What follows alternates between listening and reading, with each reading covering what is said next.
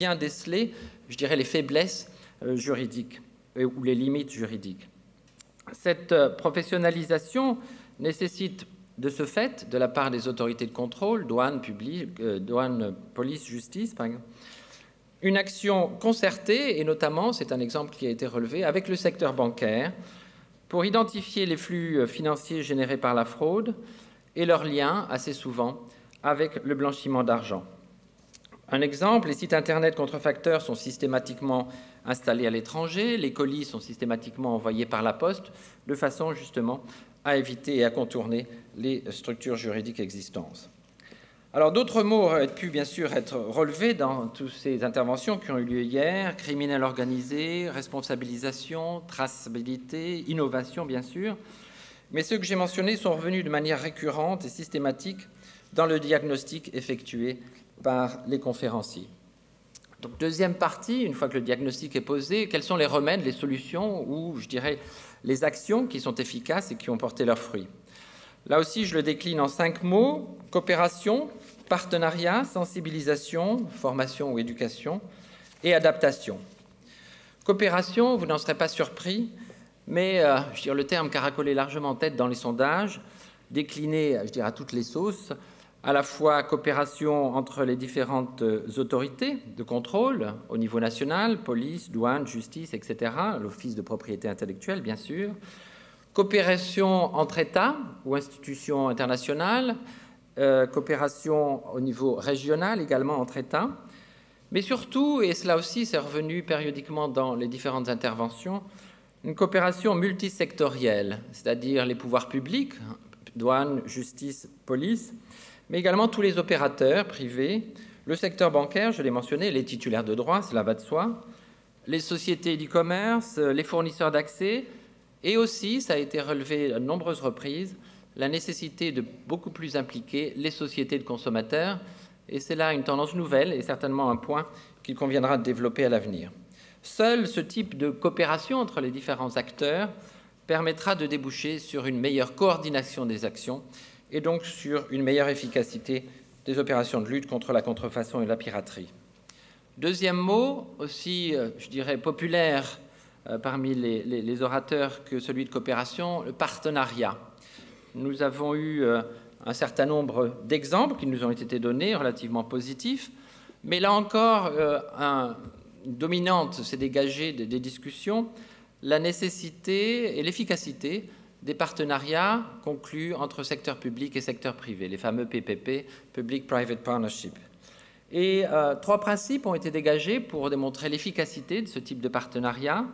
3 principes sur lesquels doivent être fondés ces partenariats: la confiance, la responsabilité et la transparence. Nous avons eu un certain nombre d'exemples probants, comme par exemple le réseau d'institutions de lutte contre la contrefaçon, issu de la déclaration de Cannes, qui concerne les pays du pourtour méditerranéen. Troisième mot dans ces remèdes, la sensibilisation. Là encore, c'est un mot qui est devenu dans toutes les sessions d'une manière récurrente. Tout d'abord, sensibilisation des consommateurs, bien sûr. Il y a une quinzaine d'années, on pouvait, avec un plaisir un peu coupable, acheter des produits de contrefaçon, que ce soit une montre ou un polo dans un pays exotique. On savait pertinemment, en tout cas à l'époque, que l'on achetait une contrefaçon. Aujourd'hui, ce n'est plus le cas. Et c'est la nécessité, c'est pourquoi il est nécessaire de sensibiliser tous les consommateurs. Et je crois qu'un congrès comme celui-ci sert largement, ou l'exposition qui a été effectuée ici pendant 1 an, sert largement ce but. Mais au-delà des consommateurs, je crois qu'il faut également, et ça a été relevé, sensibiliser tous les opérateurs, les opérateurs économiques qui peuvent, sans le savoir, justement intégrer un produit contrefait dans la chaîne de distribution de leurs produits. Et nous savons que les dangers à la clé sont des problèmes de sécurité et de santé publique, et c'est la raison pour laquelle, je dirais, cette sensibilisation doit être effectuée tout azimut. Avec un point qui a été largement débattu et qui est important compte tenu de ses implications, bien entendu les médicaments contrefaits, qui est un problème clé et qui ont été si terriblement qualifiés de tueurs silencieux. Quatrième mot, formation, éducation. Là aussi, c'est un concept qui n'est pas nouveau, qui est largement mis en œuvre à la fois par les offices de propriété intellectuelle, les organisations internationales, mais également par le secteur privé. Et nous avons entendu, par exemple, parler d'un futur IP Crime Investigation College qui va être mis en place par Interpol, ainsi que de multiples formations, de cours, de workshops qui vont tant, je dirais, du collège à l'université et également à tous les professionnels. Cinquième et dernier point dans ces remèdes, une adaptation. Nous avons vu que le monde de la contrefaçon et de la piraterie est en constante mutation et que justement les contrefacteurs et les pirates sont extrêmement actifs pour s'adapter notamment aux techniques nouvelles, et je pense notamment à l'Internet. Et donc il convient systématiquement de s'adapter aussi vite. La rapidité et la vitesse est un facteur clé pour effectuer une lutte active contre la contrefaçon. Nécessité de s'adapter aux nouvelles technologies afin de trouver des parades à la sophistication des produits et des moyens et des méthodes. Je terminerai mon résumé, puisque mon temps est imparti, par une phrase que j'ai également entendue hier et qui me semble parfaitement illustrer l'état d'esprit de la majorité des orateurs. Chaque action ressemble à une goutte d'eau dans l'océan, action de lutte contre la contrefaçon et la piraterie, bien sûr, mais il faut néanmoins à chaque fois agir comme s'il était impossible d'échouer. Je trouve que c'est là parce que c'est vrai que souvent les opérateurs et les titulaires de droit ont tendance à baisser les bras devant l'ampleur du phénomène de la contrefaçon, mais néanmoins, tous les exemples qui nous ont été donnés ont démontré que ce type d'action était efficace, et même si ça paraît comme une goutte d'eau dans l'océan, elle est extrêmement utile et efficace. Donc c'est fort de cette devise volontaire que nous allons aborder cette deuxième journée du Congrès. Et je vous remercie pour votre attention. Je vais changer de casquette et passer maintenant à mon rôle de maître de cérémonie pour vous informer que deux sessions vont commencer tout de suite, en fait. La première qui se déroulera dans cette salle et qui concerne le financement de l'application efficace des droits de propriété intellectuelle et notamment un regard sera porté sur les activités innovantes, les approches innovantes en la matière. Et puis une deuxième session qui aura lieu dans la salle du bas concernant les coûts liés au traitement des produits contrefaisants et pirates. Avant de conclure et d'inviter les panélistes de la première session, et notamment le modérateur, à prendre place sur le podium, ce qu'ils peuvent déjà faire d'ailleurs, on m'a chargé de vous faire un petit rappel concernant les écouteurs qui sont mis à disposition pour l'interprétation, qui n'ont pas tous été rendus hier soir. Je crois qu'il manquait à peu près 34 écouteurs. Donc je vous rappelle, je crois que ça sera fait également dans le courant de la journée, la nécessité, lorsque vous sortez des salles, de redéposer les écouteurs auprès des hôtesses qui sont à l'entrée.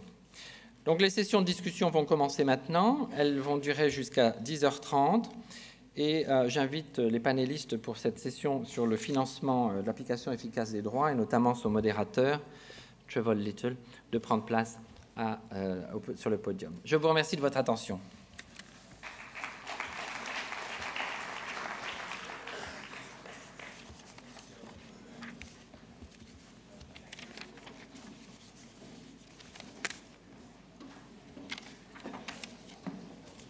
Bonjour. Pardon.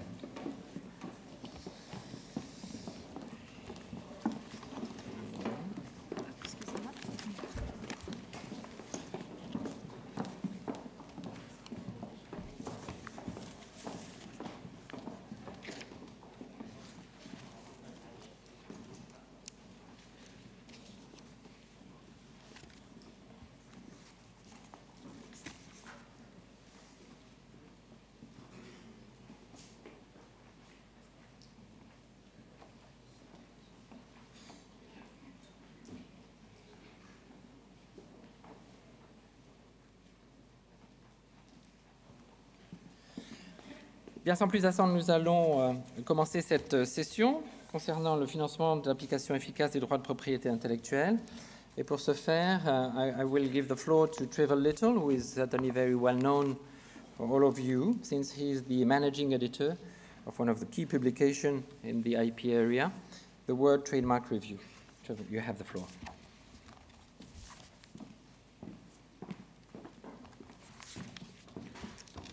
Okay, good morning, and thank you all for attending the first session of the morning, particularly as it's sort of the first session after the night before.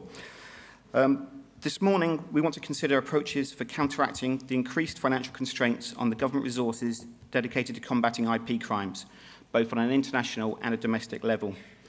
This will involve an examination of new options for enhancing consumer protection, looking at how we can maximise the effect of proactive partnerships and align scarce public and private resources to achieve collective goals. In terms of the session this morning, what I'd like to do is introduce the speakers very briefly and ask each of them to give a short presentation on the issue. We will then move into a panel discussion. I'd like to make this as interactive as possible, so I will also give opportunities to ask questions throughout, but we certainly have a lot to sort of talk about, so if there are no questions, we won't sort of dry up and not use the time.